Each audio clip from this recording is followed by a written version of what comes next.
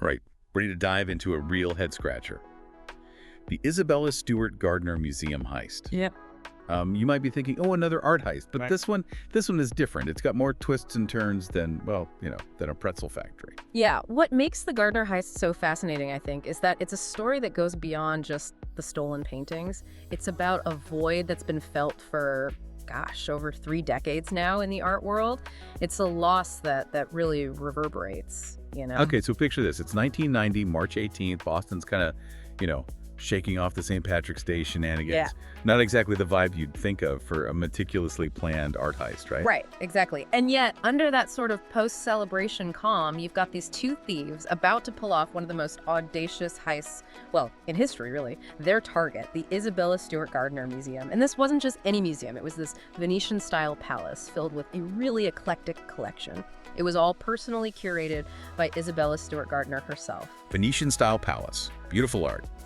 2 security guards. Rick Ath, a young music student, and his colleague Randy. They're starting their night shift. No clue they're about to walk into a real-life art thriller. Right around 1 a.m., there's a knock at the employee entrance. Not the main doors, the employee entrance. 2 guys dressed as police officers claim there's some kind of disturbance. Now, you'd think a museum with, priceless masterpieces would have super tight security, right? Like ironclad protocols. You would assume so, yeah. But this was 1990, long before all the fancy surveillance systems we have now. And maybe that's part of what happened next. So these police officers show up. What happens? Does Rick, our music student guard, does he sense something's off? Well, we can only guess what was going through his head at that moment, right? Maybe he was tired, maybe a little intimidated. Whatever the reason, Rick makes this fateful decision. He breaks protocol and buzzes them in. And that is where it all begins.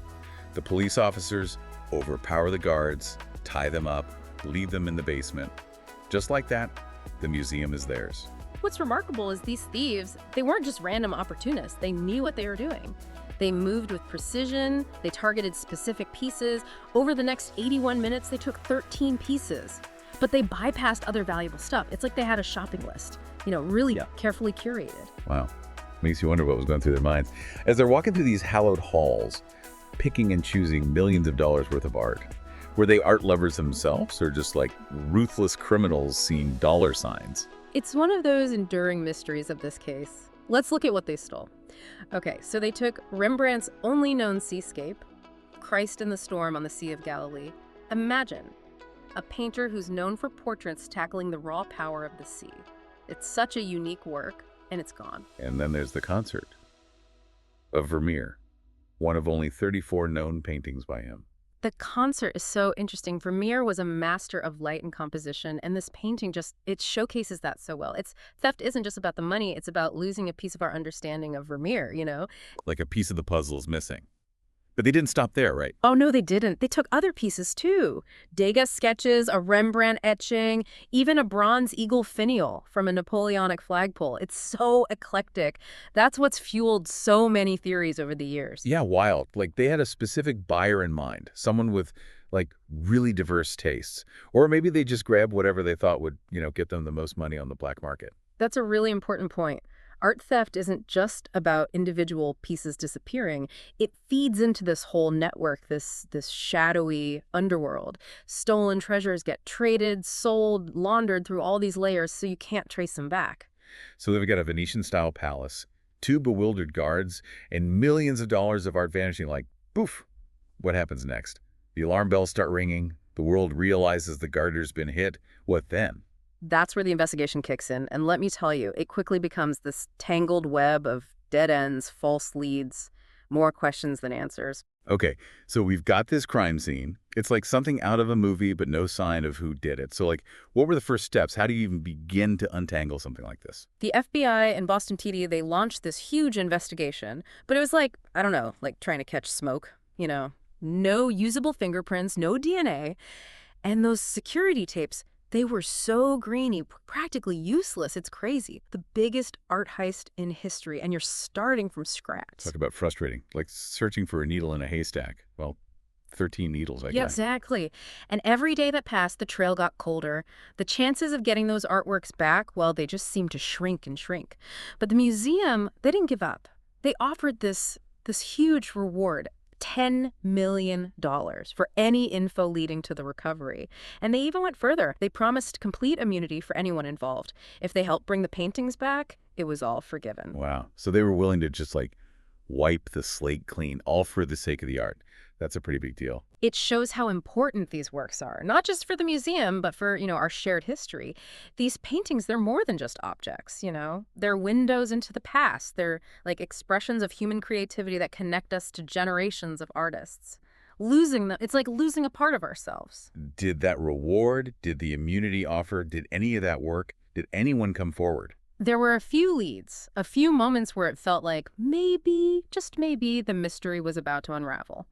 In the late 90s, the small-time criminal, he claimed he could get the paintings back. He even had this VHS tape, all grainy and shaky, that supposedly showed one of the missing Rembrandts. Oh, wow. That must have been a moment. Seeing that tape, knowing those masterpieces might be out there somewhere. It was a glimmer of hope, for sure, but it fizzled out. The deal fell apart because the FBI wouldn't grant immunity to everyone involved. Those paintings, they stayed hidden. So close, yet so far. Were there any other times where it felt like, they were getting close? Yeah, actually. In 2016, this BBC reporter, she uncovered this police report. It alleged that some Irish gang, they had been offered the paintings. Big news. But again, nothing concrete came of it. The FBI investigated, but ended up dismissing those claims. More questions, no real answers. It's like these paintings have a life of their own. Like every time someone gets close, they slip away. That's a great way to put it. They've become these mythical figures almost, evading capture, always just out of reach. But through all the twists and turns, the dead ends, the disappointments, one question remains. Who was behind it all? Who were the masterminds? Right, the suspects. The FBI must have had some ideas. Who were they looking at in the beginning? Oh, the list was long. Organized crime, obviously. Career art thieves, even, disgruntled museum employees. They looked into it all. Every rumor, every whisper, they chased it down. I bet there were some pretty wild theories out there. Oh, absolutely. Some said the paintings were collateral in some shady underworld deal. Others thought they were hidden in some private collection, for some rich guy to enjoy in secret. And then there were the really out there ones, like a Hollywood studio bankrolling the heist for a movie, or some bored billionaire adding to their secret stash. It's true what they say. Sometimes truth is stranger than fiction. Hmm. But out of all those theories, did any stand out? Did the FBI ever, zero in on someone? For a while, they really focused on Rickabath, the guard. Remember, he broke protocol. The whole thing seemed almost too easy. Yeah, I can see how that would raise eyebrows, but was there anything solid connecting him to it? They really went after him. Interrogations, a lie detector test, but nothing concrete ever came up. He was a person of interest for a long time, but never charged. Man, that must have been tough to have that hanging over you, even though you were never actually accused. It shows the human cost of something like this. Even those not directly involved, their lives get turned upside down. So the other theories, any of them pan out? Or did the trail just go cold? For years, it was just dead end after dead end. A glimmer of hope, then poof, gone.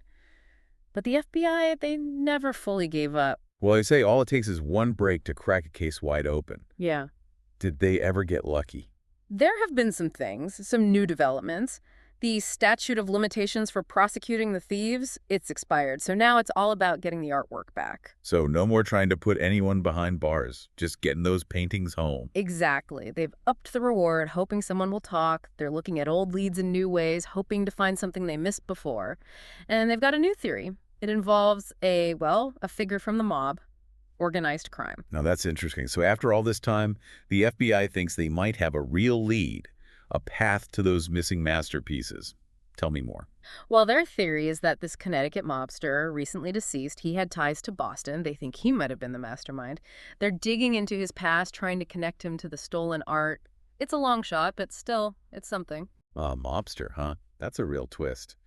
We've talked a lot about the investigation, the suspects, all those theories.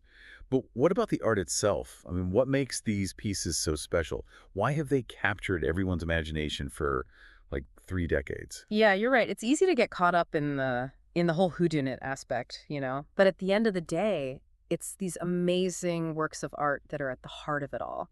Take that Rembrandt seascape, for example.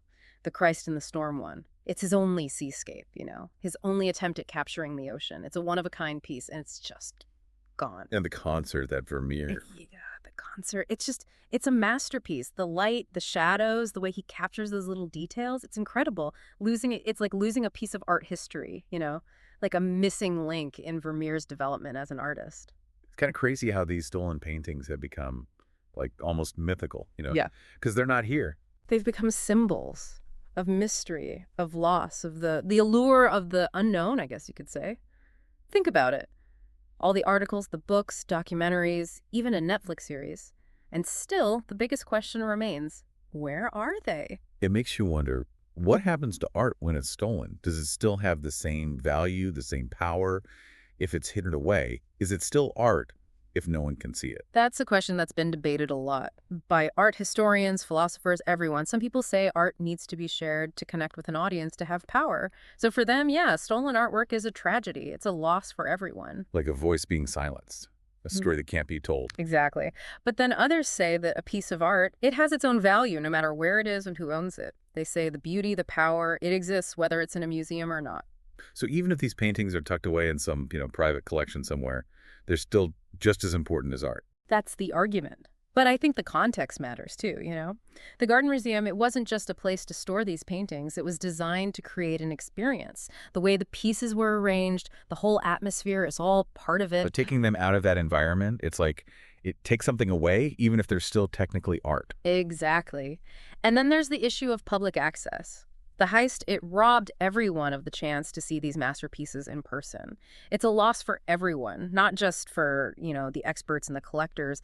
Anyone who loves art, who loves beauty, it affects them. I keep thinking about those empty frames at the Gardner, the ones that still hang there, in the spots where the stolen paintings used to be. It's such a powerful image. Yeah, those empty frames, they're haunting in a way. They're not just empty space. They're these outlines, these ghosts of the missing works.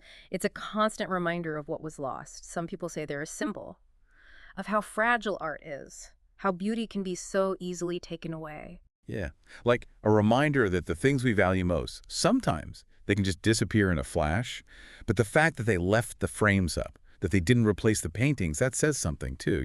It does. It shows resilience, a refusal to let this theft erase the memory of what was there. It's a symbol of hope, too, like a silent plea to bring the paintings home. So after all this time, all the dead ends, the false starts, is there still hope? Do you think those paintings will ever be found? I think there's always hope. The FBI is still working on it. The museum hasn't given up. And as long as that hope is there, the story of the Gardner heist, it'll keep fascinating us. It'll keep reminding us of the power of art and the mystery of the unknown. It's a story that makes us think, about art, about who owns it, what it's worth, what it means to lose something so precious. And maybe that's the biggest takeaway from all of this. The art world. It's this incredible tapestry, full of beauty and intrigue and, sometimes even heartbreak. We may never know exactly what happened that night in 1990, but the story reminds us that art, it has this incredible power, it moves us, it challenges us, and it leaves its mark on us. And that's something that can never be stolen.